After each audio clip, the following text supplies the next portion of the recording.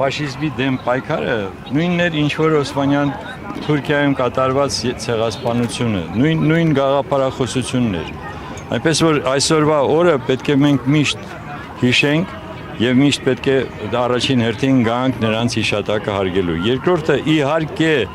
այն որ մենք Շուշիի ազատագրումը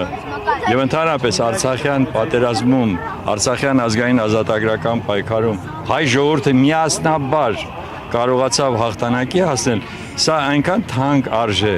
որ մենք հիմա նույնպես պետք է այդ հիշողությունը պահպանենք եւ գործողություն անենք։ Իհարկե այս իշխանությունների օրոք այդպիսի բան չի լինի։ Մենք արդեն հասկանում ենք, ինքը վաղը պատրաստվում է Եվրոպայի օր նշել։ Ինչ է, որն է տարբերությունը։ Ամսի 9-ն է եղել հաղթանակի օրը։ Հիմա նա անցնում է իբր թե նոր, ուրեմն ես չգիտեմ ինչին է անցնում, այդ իրոք անհասկանալի է։ Եվ այս պայմաններում թշնամացնել մեզ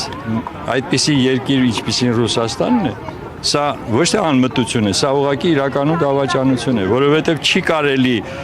կարող ես դու հրաժարվել, կարող ես դու դառնալ ինքնաբավ պետություն եւ որը շատ ավելի ճիշտ կլիներ, բայց դու չպետք է այսօրվա դրությամբ թշնամանաս այդպիսի պետության հետ, ինչպիսին Ռուսաստանն է, որի հետ ամենասերտ հարաբերությունները, ես ես կարող եմ ասեմ 300 տարվա այն հավասարակշռությունը, որ այս տարածաշրջանում կա,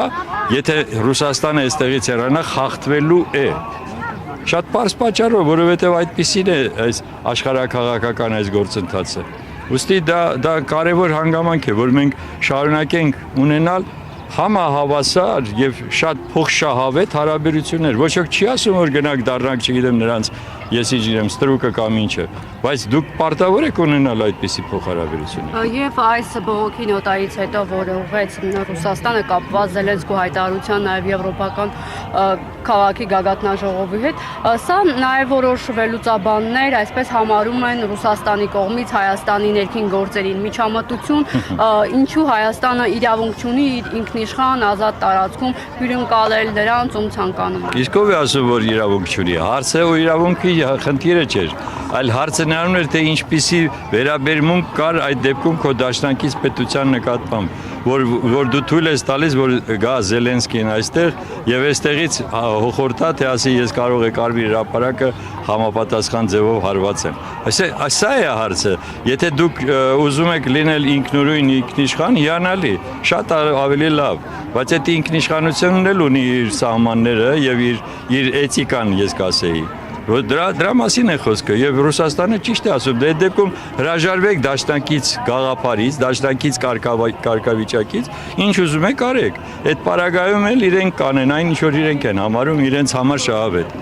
Ռուսաստանից նաև հայտարարություններ հնչեցին, որ Փաշինյանը շարունակում է երկու աթոռի վրա նստել։ Այս ձեր ասած համատեքստում է դա, այսինքն չէր կարող Փաշինյանը եւ Ռուսաստանի հետ պահպանել հարաբերություններ եւ Եվրոպայի։ Ինչ է նշանակում այս հայտարարությունը։ Ես նորից պարզ կրկնում եմ։ Խոսքը գնում է նրա մասին, որ եթե դուք ուզում եք վարեք ձեր ինքնուրույն քաղաքականությունը, բարի եղեք դա վարել, բայց մի ուղղեք այդ դեպքում ձեր քաղաքական քայլերը ընդդեմ ձեր դաշնակցի։ Սրա մասին է խոսքը։ Ունեցեք դրա համապատասխան համաձայնությունը, գնացեք նրանց հետ բանակցեք, բացատրեք, միգուցե այո, փոխկապակցված են այս հարաբերությունները եւ շատ հնարավոր էր, որ կարելի էր ասել, թե գիտեք ինչ, որոշ բանը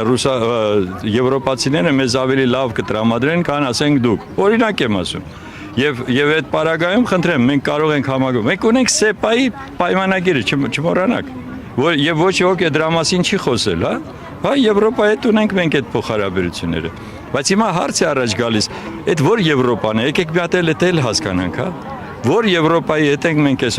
նախկին Եվրոպայի ես ջատագովն եմ եղել եւ դասիրակվել եմ նրանց մշակույթի վրա։ Հիմիկվա այդ մշակույթը կարելի է համարել, որ դա եվրոպական է։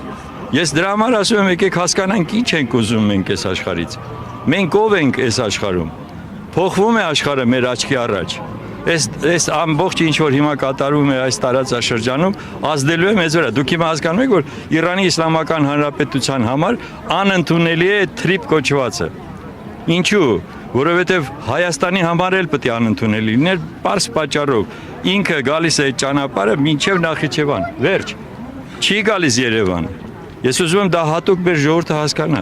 Չի գալիս Երևանից գնա, որպեսզի մենք ասենք բոլոր կոմունիկացիաները բացվում են։ Այ եթե կլիներ, որ բոլոր կոմունիկացիաները բացվեին, այդ պարագայում այո։ Իսկ հիմա մենք կանգնացենք այդպիսի մի դիտավորյալ քաղաքականություն է վարում այս տղան։ Եվ այս դիտավորյալի պատճառով մենք դժելու ենք։ Մենք կորուստներ ենք ունենալու։ Սրա մասին է խոսքը։